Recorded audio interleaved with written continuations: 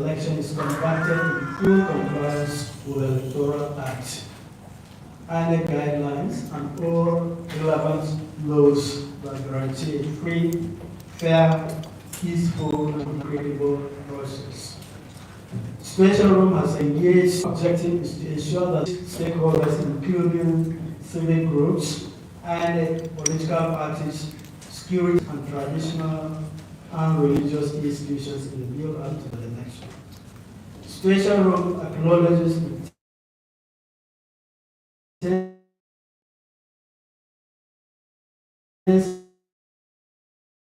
atmosphere in face of violence.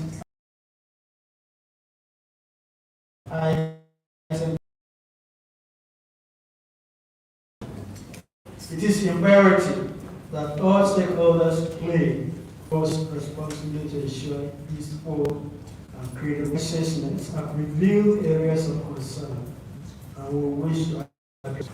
INEC plays a pivotal role in ensuring credibility of this election. While we commend the assurances provided by INEC and the Resident Electoral Commissioner regarding the election preparedness, there remain critical areas that must be addressed. 1. Timely opening of polling units. INEC must ensure that polling units open on time and that election staff are punctual. Delayed polling undermines the credibility of the process and exemplifies. 2. Efficient election materials and personnel must be deployed to units promptly. Inefficient logistics such as election materials arriving late or being misdirected have hampered previous elections. INEC must ensure vehicles and personnel are adequately briefed on these routes to avoid delays.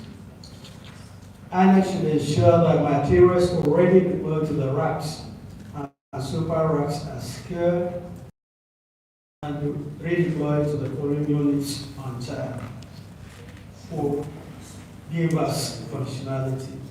The bimodal voter accreditation system, BVAS, is expected to function optimally based on the reports from mock tests. INEC must ensure are readily available to handle technical issues swiftly, ensuring that voters are not disenfranchised due to faulty equipment. 5. Voter education.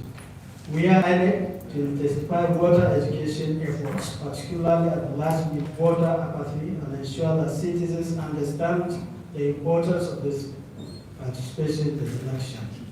We would like to call out the votes so that people would perform the civic responsibility of electing who they think deserve to be this governor. 6. Contingency plan flood mapping.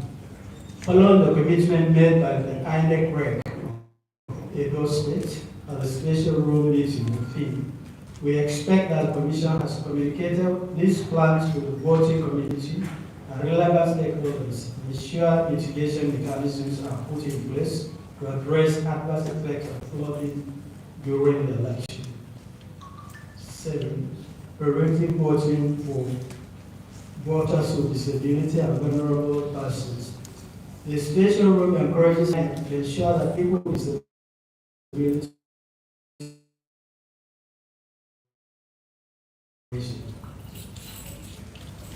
One, visibility without intimidation. While a high level of police involvement is essential to deter breach of the electoral peace, the presence of security forces must not be seen as intimidating to voters. Excessive display of force can suppress voter turnout and contribute to an atmosphere of fear. Consistency in deployment. In the past elections, we have more officers concentrated in urban areas, leading to the electoral process and trust. He asked the police to ensure that these officers and men uphold the law without violence. Logistics and welfare. We urge security agencies to provide adequate transportation, welfare, and resources timely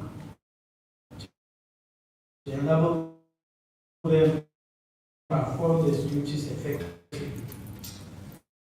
Relying solely on INEC permissions for ad hoc staff has been problematic in the past, and this must be addressed. Protection of people must be provided at polling units. We equally call on the security agencies to be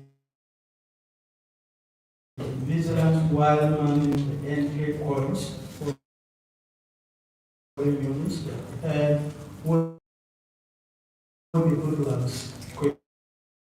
Commissions draft the election process. We insist on transparency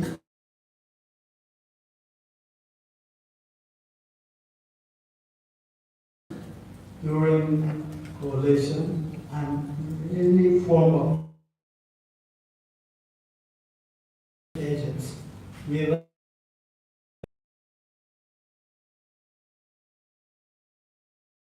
a critical place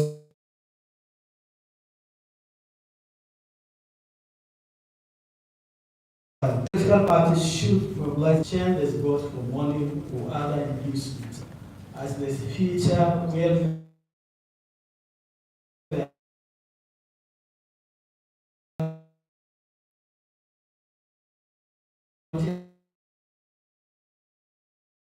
of government on the chosen slavery. Champion child,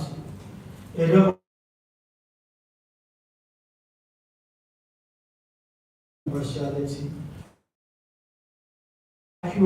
Being all the colors, INEC,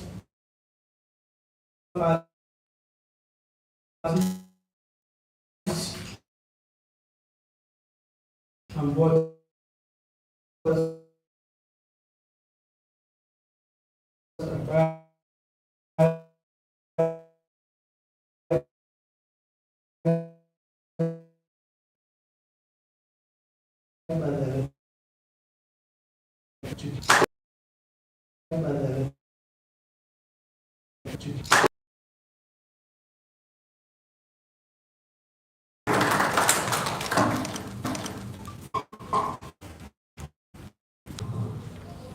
gentlemen and women of the grace, we can now take our questions.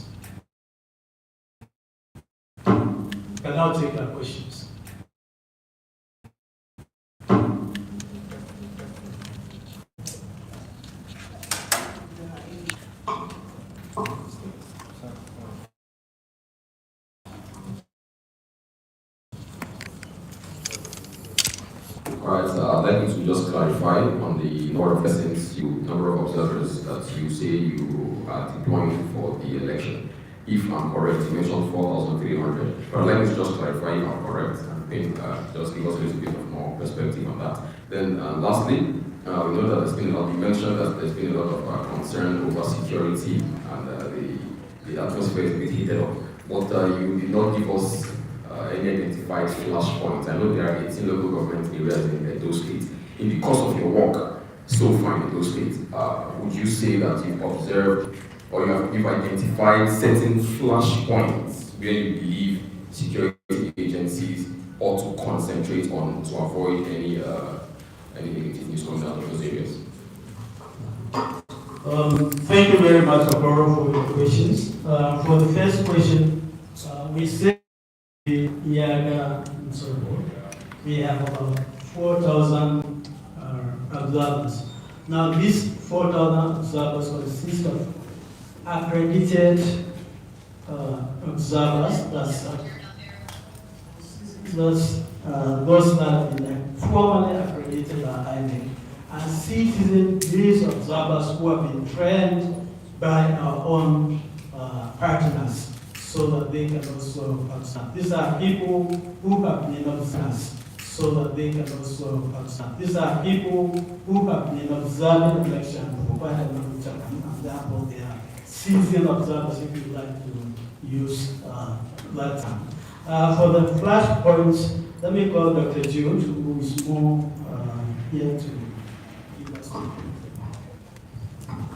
Thank you very much. Based on analysis done some time ago, which was validated last week, we believe that the locations where you have the major candidates, particularly that of the PDP, the APC, and Labour, are flashpoints. For example, in the eastern northeast, where you have the PDP candidate, and eastern central, where you have the APC candidate, and Obia southeast, where you have the Labour Party candidate.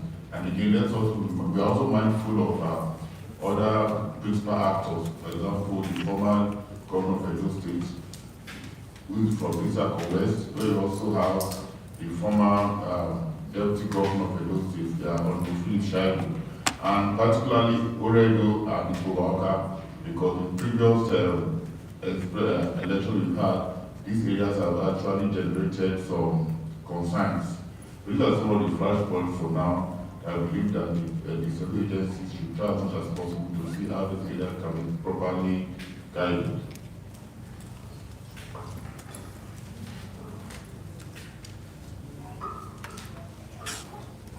Any more? Just one last. Okay, you can. I'm loud enough. You don't mind? Yes. Okay. All right, sir. So far, you've expressed a lot of expectations for INEC as a commission, but I want you to give us your assessment of how ready you think they are, because I'm sure that you don't think that INEC is 100% ready. So I want you to give us your scorecard. Give us your scorecard of INEC's state of preparedness for the election. In doing that, you give us the areas where you think they need to step up their game. Where in the course of your observation so far, the areas you have noticed that they don't seem to be doing enough ahead of the election. I think it's not about what they are not doing enough. We have already identified key areas of concern, and I've read many of them in this document. They have given us assurances. It's not for us to go and scope the assurances they have given us. But based on the assurances they have given us, we are able to think that there are certain things that they need to do. For instance, they have told us that, and all of us have experienced that this is rainy season, and it's a period that the flood could come.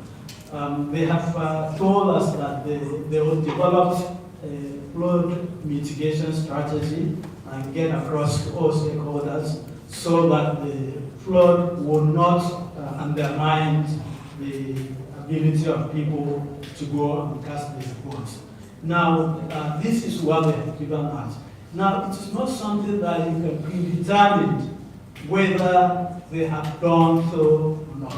All we could do at this stage is that we thought that in keeping with the assurance that they have given us, they have done what they said they would do. Now, this is not something that you can now observe. It's by tomorrow, when materials do not arrive in time, and they said it is because of flood, then we know they have failed to do that. But we excellently well. Only units opens at the right. So at this stage, we go around and seeing them distributing materials. But that does not mean that materials will arrive either early or late. Distribution is one thing.